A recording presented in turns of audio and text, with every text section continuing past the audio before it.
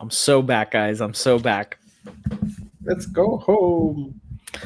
Let's go home. Jose, would you like to give us a stat to start us off on a high note? 48 out for the year. Great. That's not the stat that I wanted to start off on a high note from. Fantastic stuff by you, as always.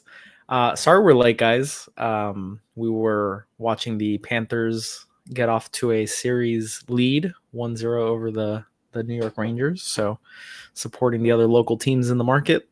But thank you for joining us on the Heron Heads podcast, your first stop for all things Inter Miami. My name's Julio, and I'm joined today by some friends and fellow Inter Miami fans, Dave, Chris, and Jose.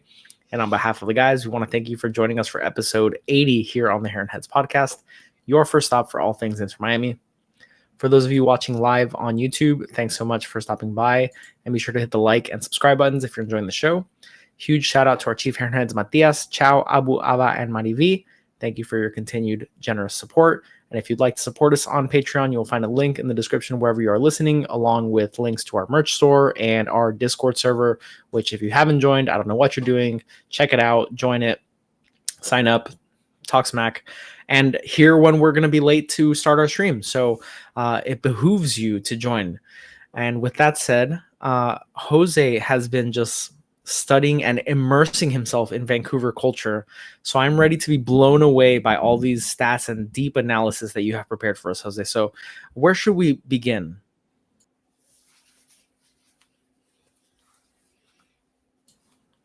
Is Jose muted for just me, or is he muted for everyone? $132 cheapest ticket to get into the stadium.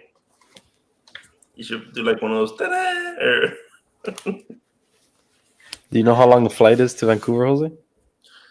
No, I'm not going. 6.5 hours. There you go. Is this the kind of show we're going to do today? Is it Julio's back and we're just going to fire off facts? I mean, I can do that. I have a bunch, but like... You literally said, for everyone on the chat right now, he said in our group chat that he was going to quiz us all night. The first question that I ask him, he has no idea what the answer is. This is a great sign.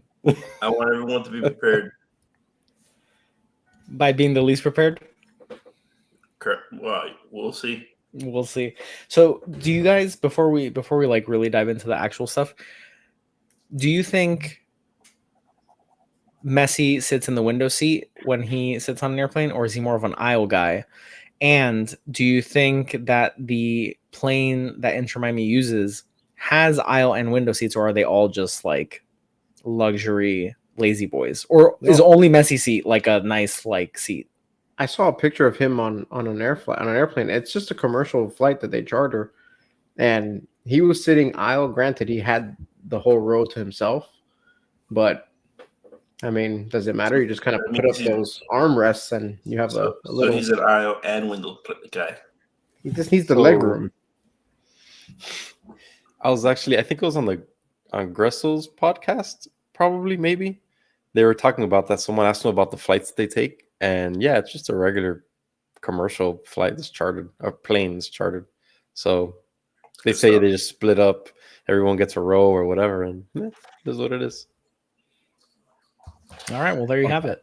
Except for Noah Allen. He has to sit in the toilet in the back. Like that's where he sits. He sits in the galley. You put the dogs in the crates. Exactly. Oh my God. Yeah, so we're flying out. I say we. The team is flying out to Vancouver. I imagine they're leaving tomorrow because they're, as far as I know, haven't left yet.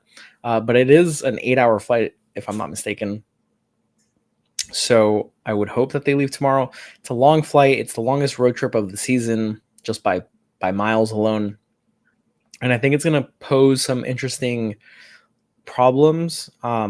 I think travel in general is not that big of a factor, but when it's something so far, it's just you're sitting on an airplane for an entire day essentially.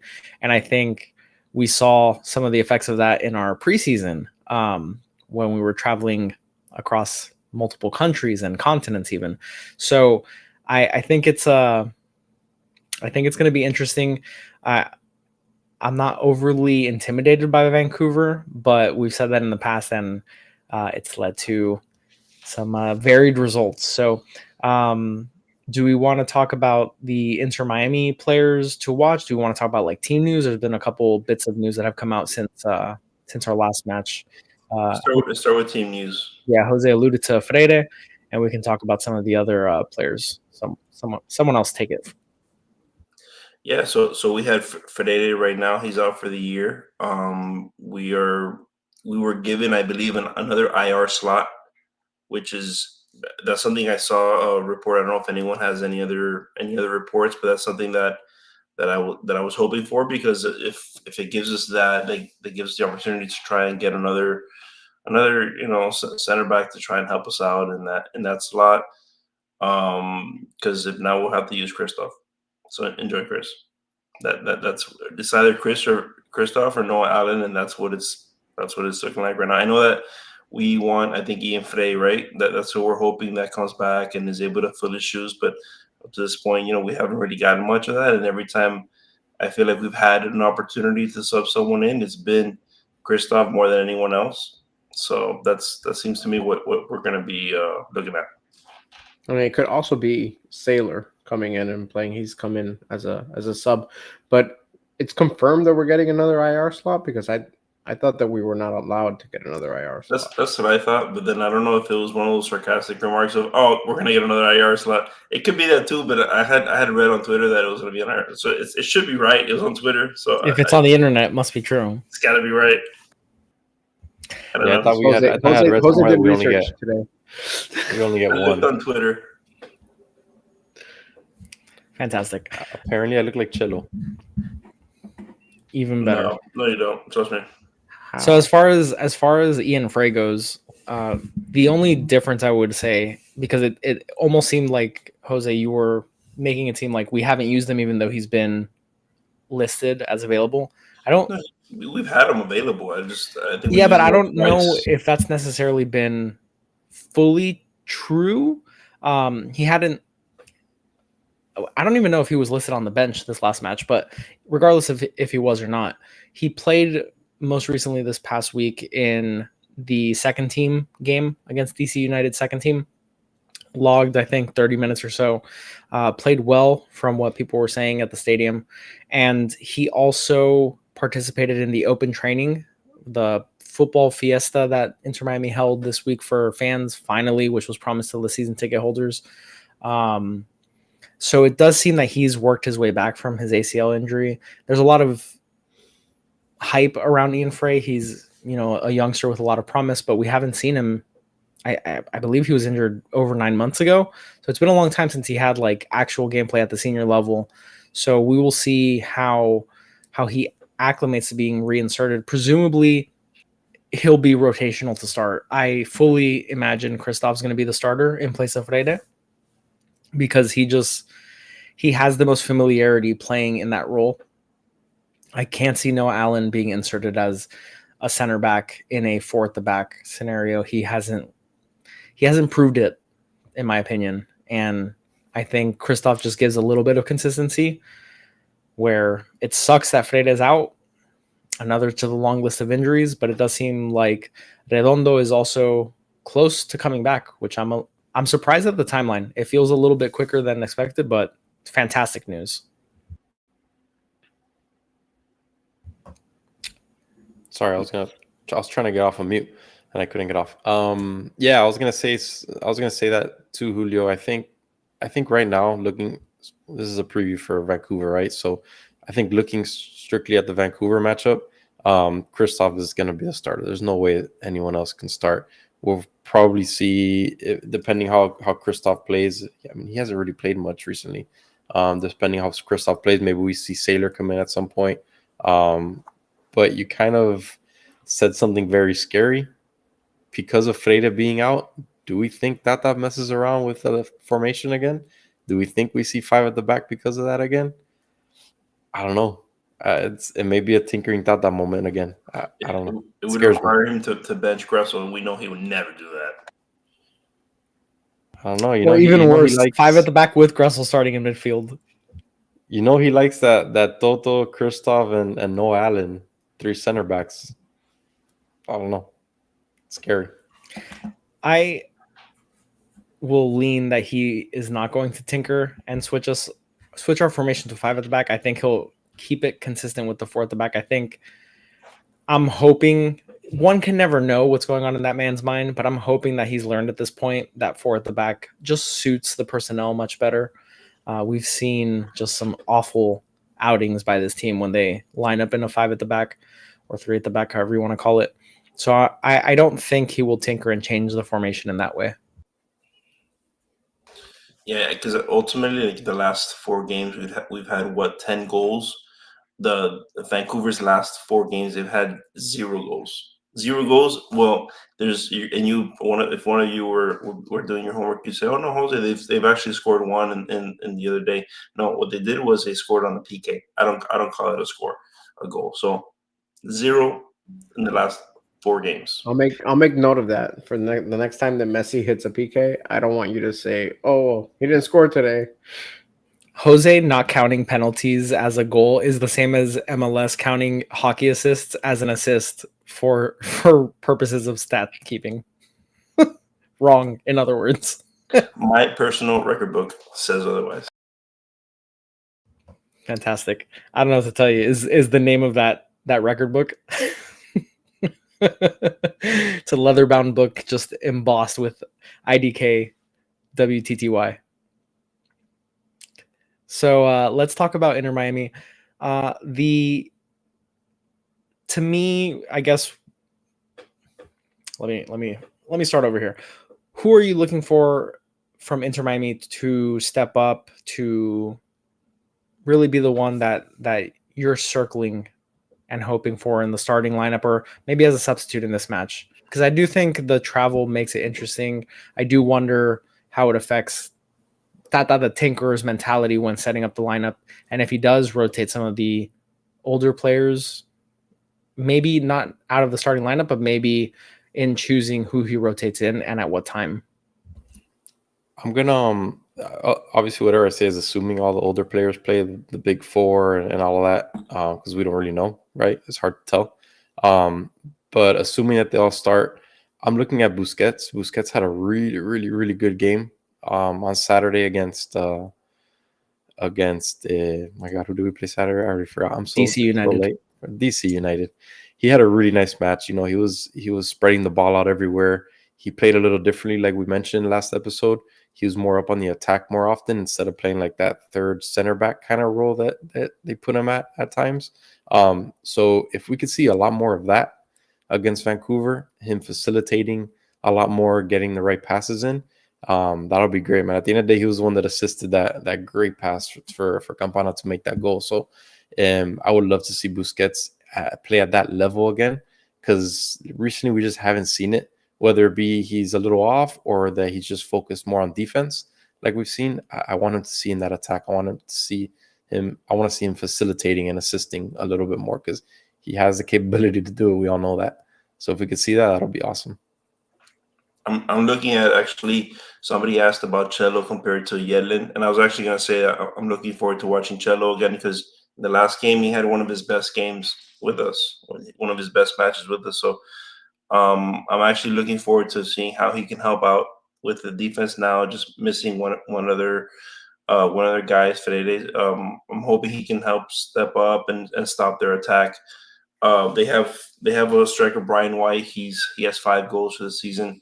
He's 5 goals for them is a lot, considering haven't scored anything in the last 4 games. So yeah, it's gonna help having Cello being a steady figure there. It's funny they call him the Bull.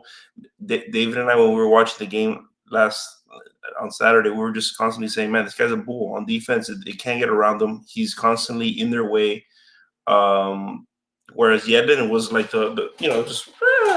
just constantly the opposite. It's good to watch him on defense. Whenever we see him on offense, it's not as prominent, I think, as when we saw Yedlin play. I think Yedlin was more of a speedster, so he can help bring the ball up the pitch. But still, what would you say, David? Once he would bring it up, what would he do? Cello? Yedlin. Oh, Yedlin? I don't know. I don't remember. Obviously, there was stuff going on that I don't remember. I remember perfectly. What I was saying. He would bring it up, and all of us, you see, I'm telling you, be paying attention. I'm just gonna constantly be feeding you guys. So once we bring it up, it's one of those things where Yedlin was just constantly there's a turnover waiting to happen. So he wouldn't really do much with it in the offensive side. So yeah, I've enjoyed watching Cello. Cello has I think it's taken him a little bit to get going, but I love watching him in the last match. Yeah, I'm looking for this next match. I know we typically stray from doing this, but I am looking for Messi to do something. We haven't seen that performance from Messi in a couple of matches now, and I think this is not going to be the easiest place to do it. Like we said, it's travel from across the country, not just across the country, but from the southern tip to the northern end over there. So it is a long flight. It's a long way from home, and let's see how he responds. I know that he has to be well aware that his matches for the club are few and far between now and Copa America. So he knows that he needs to help this club get 3 points. And I know if he performs well, that sets us up for success. So I think Messi will find himself as a goal contributor, at least in this match, and just kind of right the ship for him. I know that everybody knows he's the best player, but it's time for him to really impose his will, because I feel like the last couple matches hasn't really reflected that. At this point, do you guys have any concern of turf? Given that he played in the last match, or really all of our guys played in the last match on turf. No, I have more concern of what we said already 20,000 times. The flight, it's an away game, it's far away. Copa America is coming up. I don't know if he wants to put his body through all of this or what. So that's really what I'm worried more about than the turf. I think the turf thing's already debunked. The thing is, we only have 3 games left, including this game with Messi before Copa America. So I would expect him to play, and everyone else who's leaving. We need every single point up until the point where we don't have them. Yeah, I totally agree. I really don't think it's a concern anymore. He's already proved that he's willing to play on turf. It's always like in the back of everybody's mind now, it seems silly because I don't know. It's part of the game at this point. Like, there's pitches that are made with turf. My other question is, do you guys think David Ruiz starts in place of Kremaski? I would like to see that, but we know that's very hard-headed. Of course I would. I love David Ruiz. I think he's good. I would, but no, I don't know. Tata's hard-headed. We know that Tata's hard-headed. I don't know if he's gonna make that switch. It seems obviously that I think Tata really likes Kremaski at the end of the day. He likes what he brings, but maybe he sees something that we don't see, and maybe us saying that he has to come in as a sub, we're just full of crap and we don't know what we're talking about. Could be too. So I don't know. I would like to see it though, definitely. I'd be okay with it just to give Kremaski a little rest, give Ruiz some more run. I haven't. What do you mean rest? This man, he hasn't played most of the season. He doesn't need that much rest. I'm okay with him not starting just for the fact that he hasn't been a great player as a starter. But rest, I wouldn't say rest is the reason that we're not starting. He needs some mental rest, just to, like, some relaxation, some get a mani-pedi. I don't know. That's what the 8-hour flight is for. Right. I would give them the little fishes, like put his feet into the little fishes, have them little just eat the cuticles. I think it is. Yeah, I don't know. You need something. Okay, so I guess then, more specifically, does Kremaski come off the bench in this match, regardless of who starts in his place? Because I also think, did Robert Taylor come off the bench last game and we started with Matias Rojas? Yes. Yep. So I wonder if we go back to having Robert Taylor starting and Matias Rojas being the third sort of midfielder alongside Gressel and Busquets. I know it's not what you want to hear, Jose, but like I'm just trying to. No, I don't think Kramaski's been good, which is why I'm asking the question. No, I think we're gonna put Rojas at left wing, have Suarez at striker, Messi right wing, Gressel, Ruiz, and Busi. I wouldn't be surprised if Suarez doesn't start this match because the last time we played on a turf field, he didn't start. So that might be one who doesn't start because of the field. I wouldn't be surprised if he finds himself in the game just like he did against that last team that was turf field. He did come in late as a sub. So maybe Campana gets rewarded for his heroics and does get the starting nod in this one. I wouldn't be shocked if that's the case. I think Rojas needs to go to the midfield. We've seen the first 2 or 3 matches that he played very well in the midfield, and we saw the opposite this past week. So proof is in the pudding. We got to see him in midfield again and go from there. And I don't mind Robert Taylor. None of us really mind except for Jose being at left wing. He just hasn't done anything. If you guys can mention it the last time he did something, I would love to hear it. But my question is, would you rather see Rojas do what he did in the first few matches in the midfield, or would you rather, with Robert Taylor up there, would you rather see Rojas just his play just diminish a little bit at the left wing? Great question, Chris. I'd rather see him at left wing, and that's that. And the reason why is because we are also getting our team ready for once Redondo comes back. What are we gonna do with Gressel? You know, and I know that we are like, okay, whatever. If he's out, he's out. Yeah, but the team seems to like him being in the midfield. So having Gressel there, I'm expecting Redondo to take over that right mid spot, and I expect Gressel to slide over to the left mid unless they like one of the young guys, but or Gomez comes back from injury, that'd be great. Even obviously even better. But I think Rojas' long-term position would be at left wing. He's historically a center attacking mid, though. I don't disagree with you. I'm just telling you that the way that the team is constructed, I don't see who else they would put left wing. I mean, sure, we could say that Robert Taylor is the perfect fit there. I'm just saying, also, like, okay, great. I mean, long term, we know who's going to go left wing. It's Angel Di Maria. Absolutely, you're absolutely correct. So we're not going to force this guy randomly to be left wing now. Just put him in the middle. Yeah, I think to Chris's point, based on Rojas being at the left wing position, he's as ineffective as Robert Taylor. So I think that's sort of the point. We agree. Yeah, he's ineffective. I agree. Yeah, I don't disagree that Robert Taylor hasn't done anything. He's in his cold streak, and he's a known streaky player, and he's definitely been on a cold one. I just find it interesting. Rojas reminds me a lot of Farias, and Farias was always good in midfield, but when they moved him up to a more advanced position, he was like lost in the sauce kind of.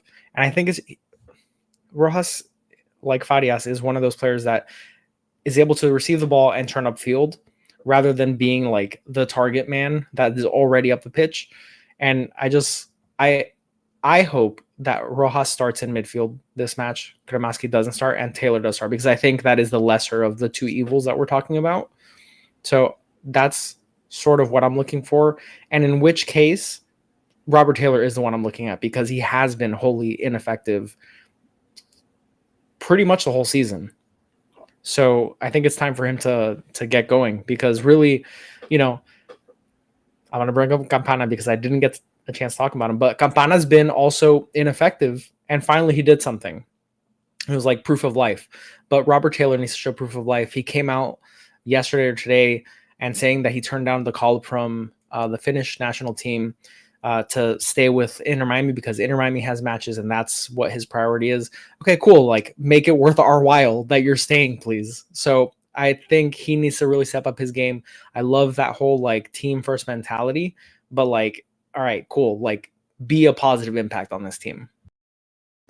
Another factor that could be causing an issue for our left wings is the fact that we have Alba really pushing up. Like, we play a style that really has that left back push up, and that might be an issue with guys who are one, not wholly comfortable with the left wing position, and two, with guys who aren't used to having that left back push up as much. So they might not know exactly where to go, and just that little bit of doubt and confusion could throw off your game completely. That's another factor as to maybe why this would be more for not for Robert Taylor, who's been playing now with Alba for at least 2 years, but more for Rojas. But that's just something to consider as to maybe why he hasn't been great at left wing. One, it's a new position, and two, it's a little funky with the left back pushing up as much. Now, I wanted you to say that point, which is a great point. But he also hasn't been playing in a long time. He sucked throughout the whole period while Alba was out. Not an excuse.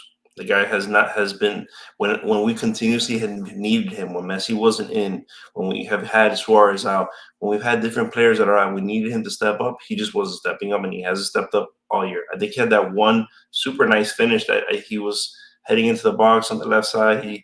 He stopped, pivoted to the right, and just did a beautiful curve shot. I don't know. That might have been David Ruiz. I don't know, but yeah, that's the only thing I can think of with him. He does do a great job of pushing the ball of the pitch, but other than that, I think we're limited in that sense with our left wing in general.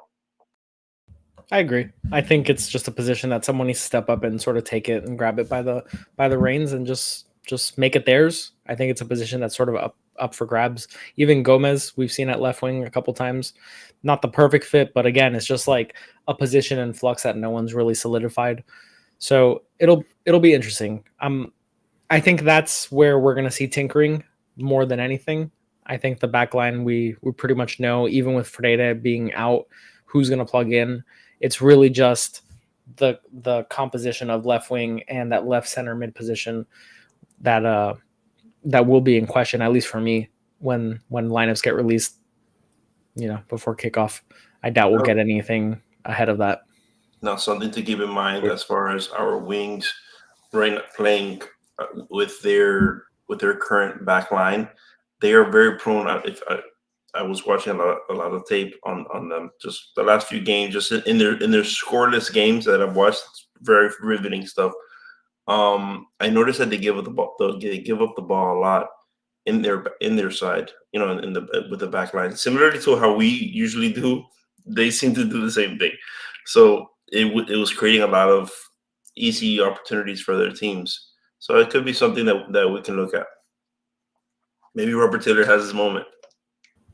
Hopefully. I mean, especially after this last match against DC, it felt like our offense was so starved for chances compared to some of the offensive outputs that we've had in the past that I'm hopeful. I'm hopeful that plays out in a similar manner this time. Vancouver, very average at home. They're 2-2-2. Not like crazy numbers. I think they had 10 goals for, 8 goals against. Very average. But they should have a packed crowd this time, though, compared to other games. Yeah, of course. They've only averaged 26, a very pedestrian 26,000 average. What's the stadium capacity? I want to say they're going to. Go ahead. I think that's a decent. I think that's a decent amount for MLS. I don't know what the stadium capacity is, but I think that's a decent amount for the MLS. Well, they're going to be expecting 50,000 plus. So. Messi effect, yeah. We're doubling their stadium. And not only that, but they're even throwing a pre street party. It's gonna be crazy. A quick thing before we move along from Miami's players, we didn't really touch on Redondo. I don't think. I don't know. Did you mention it, that he was seen practicing in yesterday's night training session or whatever it was? No, he was seen practicing last night. Okay, so he was seen practicing last night. So I'm curious. Do you guys think he maybe even be a sub for Vancouver at all? Because he was playing with the team yesterday in the training session. I think I heard somewhere that he might be traveling with him, but I don't think he's anywhere near like actually playing. I think it will be an ultimate emergency substitute if he's even listed as a substitute. Yeah, I don't even think he's on the bench. Honestly, I think I think if they needed to, if there was a catastrophe and then a bunch of guys couldn't even suit up for the game for some reason, Stomach bug. Yeah, jinx. He would have to. Then he'd be the last resort to go in there. Also, for those betting on the game, plus 140 Inter Miami win, plus 275 if you're looking for a tie. And when placing this bet, just think we haven't lost the last 7 games. Yeah, and I'm pretty sure that Vancouver hasn't won a match since I think April 20th. So they're over a month without a win. So yeah, a cheeky date there, but yeah, they're over a month without a victory. So you can either say they're due, or we're just gonna keep that streak going. I would think they're due, but I agree. This bad game to be due. Jose, the Vancouver stadium capacity is 27,500. I don't know how they sold 50,000. That's what I read. I don't know what to tell you. They sold the tickets and then they said, "Figure it out." Jose's just getting all his facts from the internet. No, I can send you the article. I would love to send you the article. Can you send me the other article from the publication called The Onion? The injured spot. Can you send me that one too? We'll do. That was a tweet. That was a tweet. Oh, okay. Dangerous words to say right here. Jose is right. Very dangerous. I love Tony, that. Be careful what you say, man. No, put it back. I want it longer. Absolutely. No, thank you. So, Jose, why don't you educate us on who we need to watch out for on Vancouver?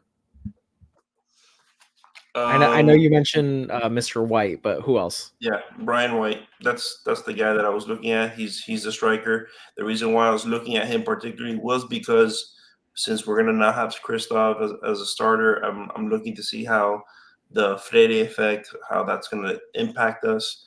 That seems to be their most, the guy they hope scores their goals. So I don't know.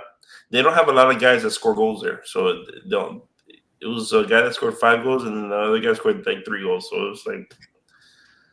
Ryan Gauld. Ryan Gauld is another one to watch Right. out. I think he might be the one that you said scored 3 goals, but he's one of their DPs, and he has really good chemistry from what I've seen with Brian White. So he's their left wing. So I was looking at that matchup with Cello. Right. So he's their left wing. So it's gonna be a nice matchup to see because he is highly regarded. So he's one of their better players besides Brian White. Brian White's their striker. Brian White's their goal scorer. At the end of the day, it's going to be interesting to see without Freire in there, to see what Toto does with him and Christoph, whatever he could do. He's going to be put in the Cello doghouse. Not a big deal. I'm looking at Fafa Picot, who is their other striker. He is the one with 3 goals. He's a local guy. He was born in New York, but he grew up here in South Florida. He played in here we go for some deep stats. He played his youth academy in Cagliari with a good friend of ours, and so he knows him growing up. So I've gotten to follow him a little bit. So that's who mostly I'm looking forward to because he does have South Florida ties. So if these guys are going to put one on us, I hope it's the South Florida guy. And yeah, Fafa Picot. That's who I'm looking at. That was a weird turn to root for him to score another blank. Someone scored a goal. He also played for Nashville. And it's going to be 0-5. I think he's been around. He's not a young pup. He's 33 years old. Yeah. Yeah. I was gonna say Fafa, so I guess I'm gonna say nada because I got no one else. I don't really know who plays on Vancouver. Full disclosure, because to me they are so far removed from our conference. Even in the Western Conference, they feel just like another world away. But I do think that the stats tell the story. It seems like they drag their games into the mud, whether they want to or not. 54,000 capacity for BC Play Stadium. Yeah, I literally put that on the screen 5 minutes ago. I wasn't looking. I could tell. So anyways, it seems like Vancouver drag games into the mud, whether they want to or not.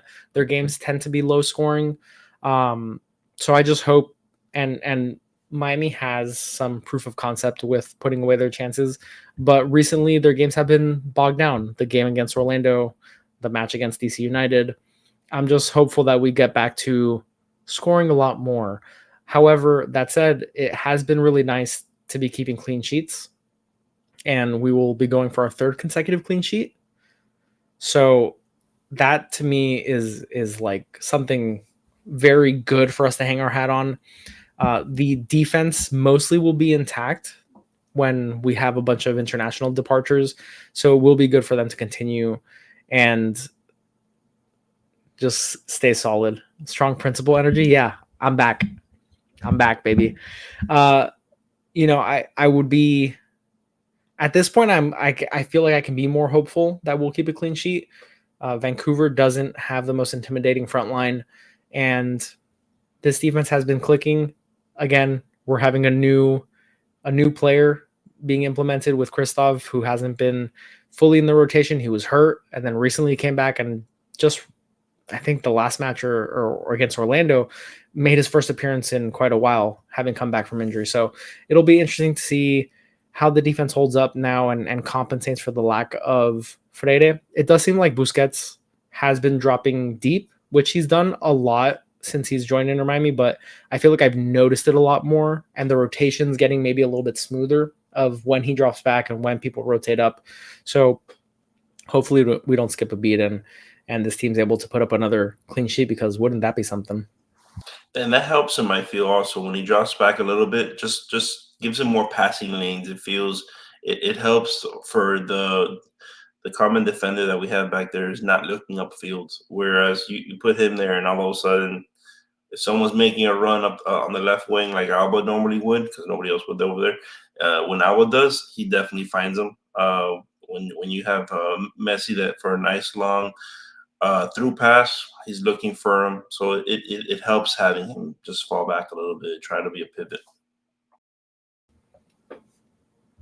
Definitely. So should we dive into predictions here? Is Dave Stradamus in the building? Dave Stradamus. I'm workshopping theme songs. I'm surprised Principal Julio allows for Dave Stradamus shenanigans. It's like Spirit Week for us. So as long as you know a bottle of wine. Yeah, exactly. I'm drinking lemon water today. As far as this match goes, it's across the country into a different country in Canada. It's a really long flight. We don't know if we're gonna have everybody. I don't think Suarez starts in this one. I do think it'll be a win for Inter Miami, but not a high scoring game at all. I think it's gonna be 2-1. Fafa gets on the board, gets that one goal for Vancouver, but we still pull away with the 3 points. So 2-1.